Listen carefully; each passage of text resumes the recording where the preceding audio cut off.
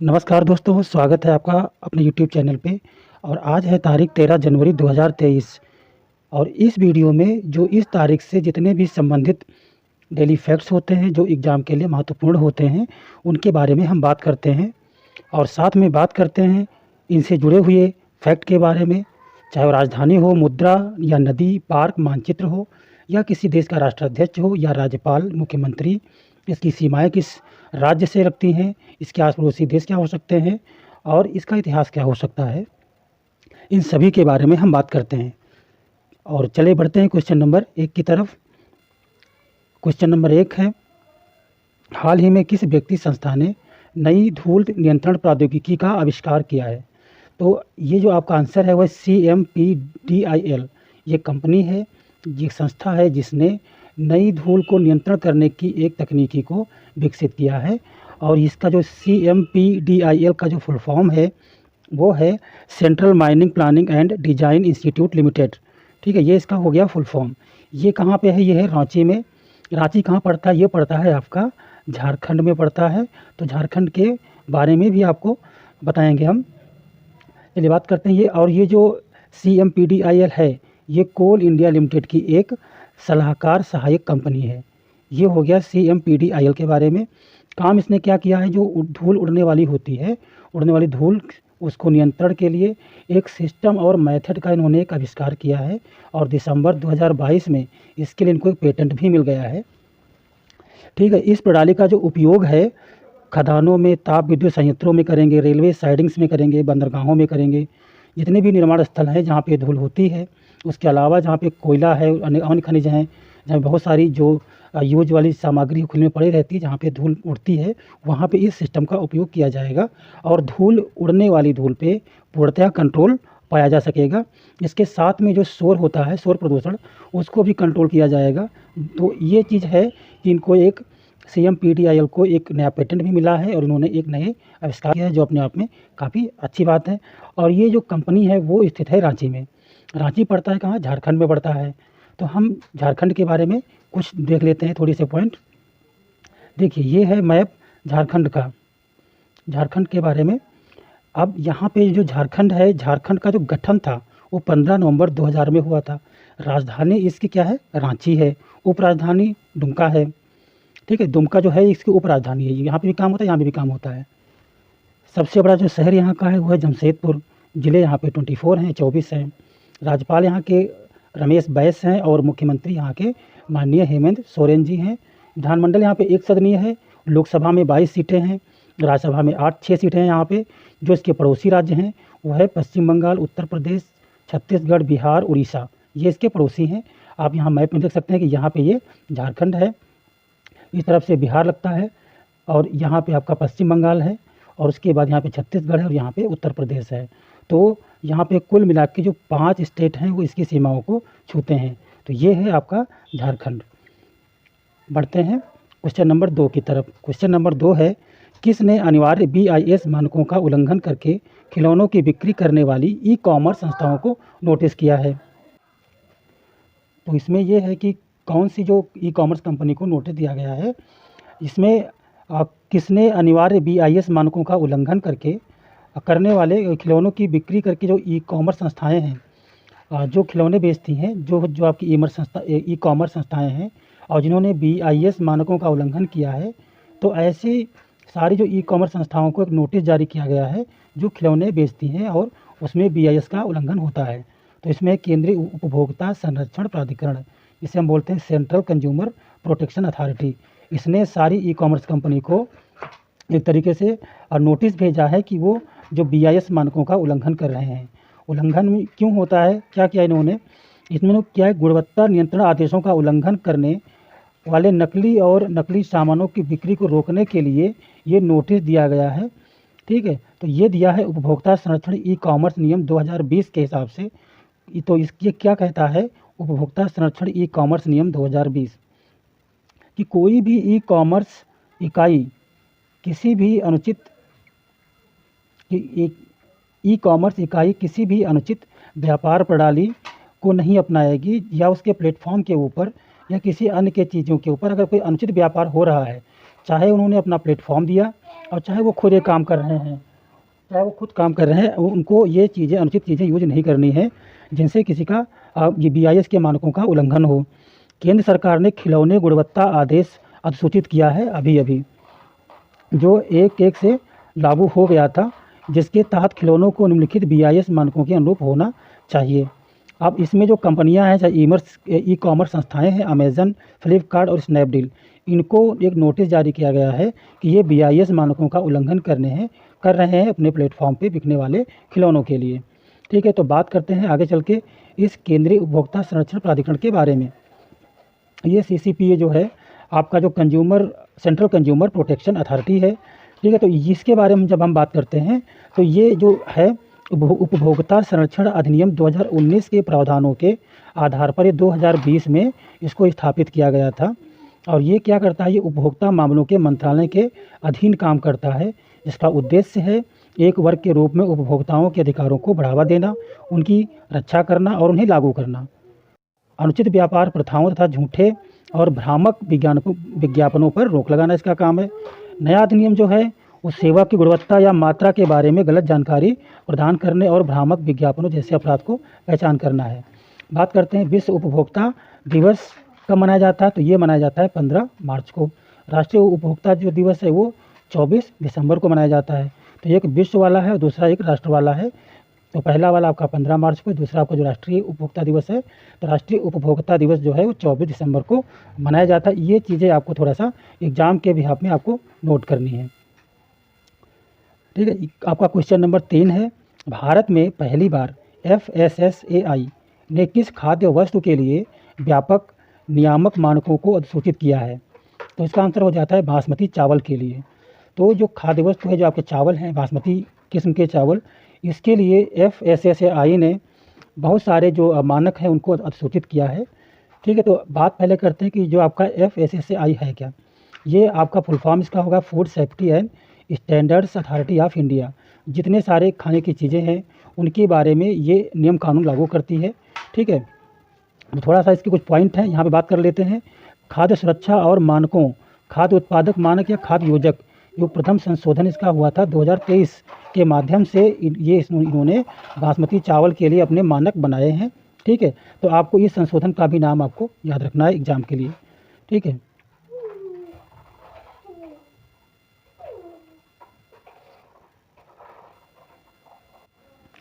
और यहाँ पे बासमती चावल जो है, बासमती चावल में ब्राउन बासमती चावल आता है, मिल्ड बासमती चावल आता है, पार बॉयल्ड ब्राउन बासमती चावल और मिल्ड पार बॉयल्ड बासमती चावल। इनके लिए इन्होंने जो मानक हैं वो निर्दिष्ट किए हैं। और इन मानकों के अनुसार बासमती चावल जो है, बासमती चावल में चावल की प्राकृतिक सुगंध होनी चाहिए और कृत्रिम रंग, पॉलिशिंग एजेंट, कृत्रिम सुगंधों से ये मुक्त होना चाहिए। ये मिलावटी चीज़ें इसमें नहीं होनी चाहिए। प्राकृतिक सुगंध वाली विशेषता इसके अंदर होनी चाहिए। ये एक मानदंड इन्होंने बनाया इसके लिए।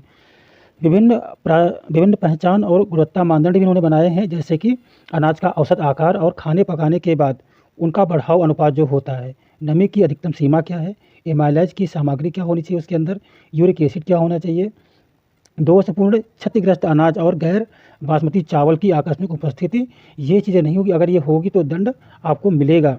और ये जो मानक है वो 1 अगस्त 2023 से लागू हो जाएगा। ठीक है, तो ये था कि FSSAI ने बासमती चावल के ऊपर अपने बहुत सारे जो मानक हैं वो लगाए हैं, जो 1 अगस्त 2023 से स्टार्ट हो जाएंगे।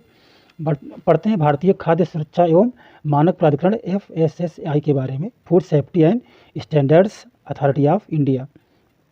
तो इसकी जो स्थापना है वो खाद्य सुरक्षा तथा मानक अधिनियम 2006 के अंतर्गत हुई थी। तो ये आपको एक याद रखना है कि इसका जो अधिनियम था वो कौन था। ये प्राकृतिक स्वास्थ्य और ये प्राधिकरण जो है स्वास्थ्य और परिवार कल्याण मंत्रालय के अंतर्गत ये काम करता है। इसका उद्देश्य खाद्य सामग्री के लिए विज्ञान पर आधारित मानकों का निर्माण करना तथा खाद्य पदार्थों के विनिर्माण, भंडारण, वितरण, बिक्री तथा आयात आदि को नियंत्रित करना। अब होगा इससे क्या, ये मानव उपभोग के लिए सुरक्षित हो और संपूर्ण आहार की उपलब्धि हो। जब मिलावट नहीं होगा तो संपूर्ण आहार भी मिलेगा, जिससे हम एज अ बैलेंस डाइट के हिसाब से बात कर सकते हैं उसके बारे में। ठीक है, तो अगर मिलावट होगी तो चीज़ें मिलेंगी नहीं, मिलावट नहीं है तभी तो चीज़ें प्रॉपर मिल पाएंगी, जो भी चावल की प्रॉपर्टीज़ होती हैं। अब बात करते हैं कि इसके जो FSSAI है इसके चेयरपर्सन कौन है, तो हैं श्री राजेश भूषण, और इसके जो CEO हैं चीफ एग्जीक्यूटिव ऑफिसर वो हैं जी कमला वर्धन राव। ये हो गया इनके बारे में। अब बात करते हैं अगले क्वेश्चन की, जो क्वेश्चन नंबर 4 है। सूचना एवं प्रसारण मंत्रालय ने किस सोशल मीडिया के चैनलों पर चलने वाली फर्जी अखबारों के विरुद्ध कार्यवाही की है। जो अपना मंत्रालय है सूचना एवं प्रसारण मंत्रालय, जिसको बोलते हैं इंग्लिश में ministry of information and broadcasting, तो इसने किस सोशल मीडिया पर कुछ प्रतिबंध लगाए हैं, कुछ बात की है उनसे, उनके नोटिस जारी किया है कि उनके जो ऊपर है चैनल में कोई फर्जी खबरें चल रही हैं। ठीक है, तो अब वो क्या है कि उसका आंसर हो गया यूट्यूब पे कुछ ऐसे चैनल हैं जिनके ऊपर फर्जी खबरें फैलाई जा रही हैं, तो यूट्यूब को इन्होंने सचेत किया है। अब वो खबरें कैसी थी, वो खबरें जो है राष्ट्रपति, प्रधानमंत्री, केंद्रीय मंत्रियों, चुनाव आयोग से संबंधित फर्जी समाचारों को चलाने के लिए ये जो है कार्यवाही की गई है। और इसमें क्या आता है कि PIB फैक्ट चेक एक चैनल है, एक संस्था है जो फैक्ट को चेक करती है कि वाकई ये सही कि गलत है। तो इसने क्या किया कि इसने जो PIB फैक्ट है, इसने यूट्यूब चैनल को जो भारत में चुनाव है, भारत के सर्वोच्च न्यायालय और भारत की संसद में कार्यवाही, भारत सरकार के कामकाज के बारे में फर्जी खबरें फैलाने के आरोप में इनको उजागर किया है कि हाँ ये चीज़ है यहाँ पे। चैनल एक नकली समाचार का हिस्सा है जो नकली समाचारों से कमाई पर पनपती है। नकली चैनल जो नकली क्लिक बेट और सनसनीखेज मतलब जो थंबनेल है आपको जो यूट्यूब पे दिखती है फ़ोटो, वो गलत लगा करके कि उल्टी न्यूज़ जो है जहाँ पे उनको ज़्यादा व्यू आ सकें, ज़्यादा लोग देखें, ज़्यादा लोग जुड़ सकें उनसे, तो ऐसी अफवाह फैलाने का वो काम करते हैं। और ऐसे ये जो एंकरों की छवियाँ, जितने सारे लोग हैं तो उनके एंकरों की छवियाँ भी ये लगाते हैं। तो थोड़ा सा अपने आप में ये हो जाता है कि हाँ ये चीज़ गलत है, और प्रधानमंत्री की, मोदी जी की फ़ोटो लगा दी और कोई इसी योजना का उल्टा सीधा प्रचार प्रसार कर रहे हैं, तो इसमें थोड़ा सा दिक्कत हो जाती है। तो इसके लिए इन्होंने इनको मतलब एक इनके विरुद्ध कार्यवाही करी है। अब बात करते हैं सूचना एवं प्रसारण मंत्रालय के बारे में। एक मिनट, थोड़ा सा आगे निकल गए हम। ये बात है कि तो यहाँ पे होगा जो सूचना एवं प्रसारण मंत्रालय है, ministry of information and broadcasting, तो इसका क्या है कि जो इसके जो हमारे कैबिनेट मंत्री हैं इस समय वो हैं अनुराग सिंह ठाकुर, और इसके जो राज्य मंत्री हैं वो हैं इससे श्री L मुरुगन। और बात करते हैं इसके बारे में, तो मंत्रालय को संचार के पारंपरिक साधनों, चाहे वो नृत्य हो, नाटक हो, कठपुतली शो हो, आज जो भी माध्यम है, माध्यम सहित radio, television, press, social media, मुद्रित प्रचार जैसे आपकी पुस्तिकाएँ हो गई, पोस्टर्स हो गए, वाय प्रचार हो गए, शामिल किया जाता है इसमें। और इनके माध्यम से सरकार की नीतियों, स्कीमों और कार्यक्रमों के बारे में सूचना का प्रसार का दायित्व इस डिपार्टमेंट को सौंपा गया है। मतलब कोई भी चीज़ें हैं जो मनोरंजन के साथ, चाहे पारंपरिक साधन हो और चाहे उसके साथ में कोई रेडियो, टेलीविज़न, शायद इस तरीके की चीज़ें जो मल्टीमीडिया टाइप की चीज़ें हैं, या कोई प्रिंटिंग चीज़ें हैं, ऐसी चीज़ों को जो नियामक संस्था है जो भी जनता तक सूचनाएं पहुंचती इसके माध्यम से हैं, उनके ऊपर एक कार्यवाही कर सकते हैं, वो इनके नियंत्रण में होती हैं। बात करते हैं जो हमारे भारत देश के जो पहले सूचना एवं प्रसारण मंत्री थे, वो हमारे थे सरदार वल्लभ भाई पटेल जी। तो ये हो गया आपका सूचना एवं प्रसारण मंत्रालय के बारे में। बढ़ते हैं अगले क्वेश्चन की तरफ। तो अगला क्वेश्चन नंबर है 5, जो है CII के 11वें जैव ऊर्जा शिखर सम्मेलन का उद्देश्य क्या है। तो इसका उद्देश्य हो जाता है 2070 तक नेट कार्बन जीरो का लक्ष्य हासिल करना है। ये 11वें जैव ऊर्जा शिखर से सम्मेलन हुआ है, इसका ये उद्देश्य है कि हम 2070 तक नेट कार्बन जीरो का लक्ष्य हासिल कर लेंगे। तो इसके बिहाफ में गवर्नमेंट कर क्या रही है, उसने क्या किया कि पेट्रोल और इथेनॉल का जो मिक्सचर है वो 2013-14 के जो इतना था आपका 1.53% था, उससे बढ़ा करके 2022 में 10.17% कर दिया है। और इसमें क्या हुआ कि ये पराली पानीपत का है और बांस नुमालीगढ़ में है। यहाँ पे इन्होंने एथेनॉल बनाने के लिए 2G रिफाइनरी की यहाँ पे रिफाइनरी बनाई है उन्होंने। तो क्या होगा कि इससे देश को और मुनाफा होगा, जल्दी से कार्य होगा इसका। और 2030 तक 5 मिलियन टन के उत्पादन का लक्ष्य रखा है। मतलब ये है कि जो हरित हाइड्रोजन होता है, हरित हाइड्रोजन 5 मिलियन टन का उत्पादन करेंगे ये 2030 तक। और भारत का लक्ष्य जो है वो 4 मिलियन टन हरित हाइड्रोजन का उत्पादन करना है सालाना।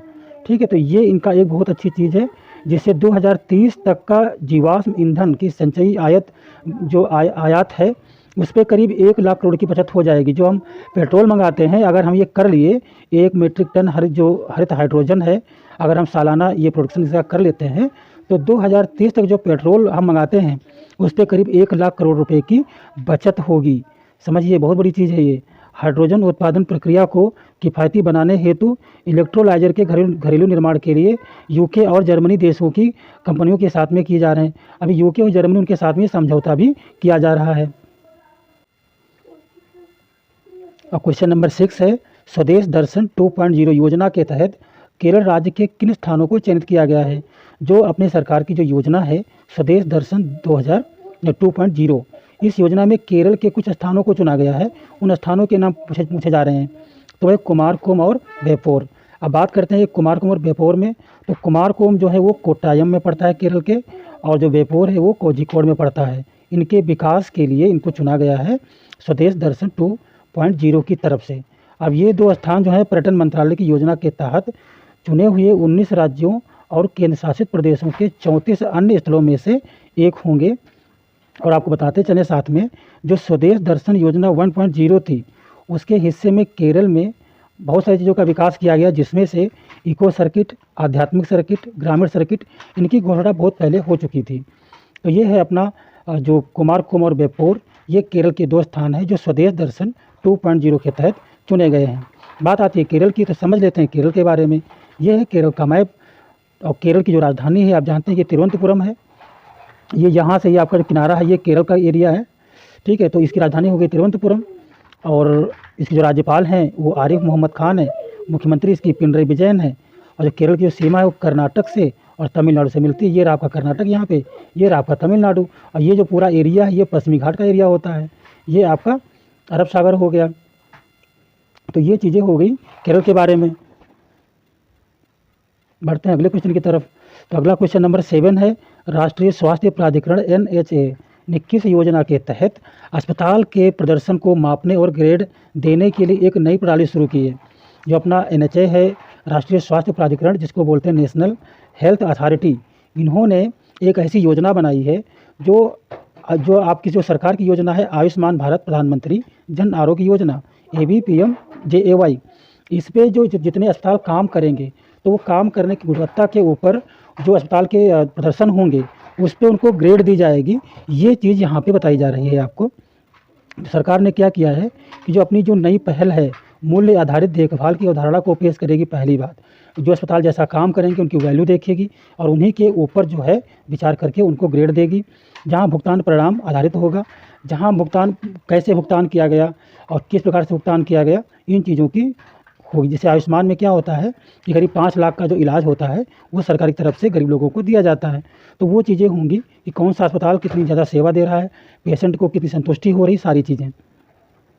और प्रदान किए गए उपचार की गुणवत्ता के अनुसार प्रदाताओं को पुरस्कृत किया जाएगा। मतलब जैसे ये उपचार करते हैं तो क्वालिटी क्या होगी, इसका जो उनके पास परिणाम पहुँचेगा उसी के आधार पर अस्पतालों को पुरस्कार भी मिलेगा। मरीजों को उनके स्वास्थ्य में सुधार करने में मदद करने के लिए प्रदाताओं को पुरस्कृत किया जाएगा। जो मरीज जितने हैं वो कितने कम समय में या कितना बीमार थे उनको अच्छा हो गया उनके लिए, तो थोड़ा सा हो जाएगा कि हाँ मरीज जितनी जल्दी अच्छा हुआ तो उनको उसके ऊपर भी मिलेगा। अब इसके 5 संकेतक जो हैं वो दिए गए कि जो 5 प्रदर्शन हैं वो ज़रूरी होंगे एक अस्पताल के लिए। अब उसमें से आपका हो गया, पहला आपका लाभार्थी संतुष्टि, दूसरा आपका है अस्पताल में भर्ती होने की दर, कि आपके अस्पताल में भर्तियां की रेट क्या है, दर क्या है, किस तरीके से एक दिन में कितने लोग आते हैं और उनका कितने लोग चेकआउट करते हैं, वो चीज़ें। और ऑल ऑफ पॉकेट व्यय की सीमा, जो पूरा उनका पेमेंट वहाँ उन्होंने किया है, पूरा खर्चा कितना हुआ है, पुष्ट की गई शिकायतें इसकी, और कस्टमर से जो बीमार पेशेंट हैं वो लोग उनकी शिकायतों की दर क्या है, भर्ती रोगी के स्वास्थ्य से संबंधित जीवन की गुणवत्ता में सुधार। ये 5 पॉइंट हैं जिनके आधार पर अस्पतालों को पुरस्कार मिलेगा, उनको ग्रेड दी जाएगी। ठीक है, तो ये बात करते हैं हम राष्ट्रीय स्वास्थ्य प्राधिकरण के बारे में, नेशनल हेल्थ अथॉरिटी के बारे में। अगर बात करते हैं इसके बारे में तो ये है, इनके जो CEO हैं वो हैं डॉक्टर RS शर्मा। सबसे पहले इनकी स्थापना जो है 2018 में हुई। उद्देश्य क्या है, राष्ट्रीय स्तर पर आयुष्मान भारत प्रधानमंत्री JY योजना को लागू करना। ये एक शासी निकाय है। इसकी जो अध्यक्षता है वो केंद्रीय स्वास्थ्य एवं परिवार कल्याण मंत्री करते हैं, और जो इस समय मनसुख L मंडवाड़िया हैं। ठीक है, तो ये इनके अंडर में काम करता है। अब बात करते हैं अगले क्वेश्चन की। ये है क्वेश्चन नंबर 8। प्रश्न संख्या 8 है, राष्ट्रीय विज्ञान दिवस 2023 नेशनल साइंस डे 2023 की थीम क्या है? तो इसकी थीम है global science for global wellbeing. ये इसकी थीम है, जिसको एग्जाम की दृष्टि से याद करना बहुत ज़रूरी है। अब इसमें क्या होगा,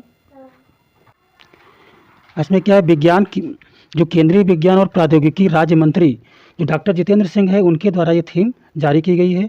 और ये राष्ट्रीय विज्ञान दिवस जो है, इसमें 1986 से ये बराबर मनाया जा रहा है 28 फरवरी को। और इसके दिन जो 1986 में रमन प्रभाव की खोज हुई थी, जिसकी खोज डॉक्टर सीवी रमन ने करी थी 28 फरवरी 1986 को, उसी के उपलक्ष्य में राष्ट्रीय विज्ञान दिवस 2023 मनाया जाता है। इसकी थीम याद करना बहुत ज़रूरी है। और इसके साथ जो फैक्ट है कि 28 फरवरी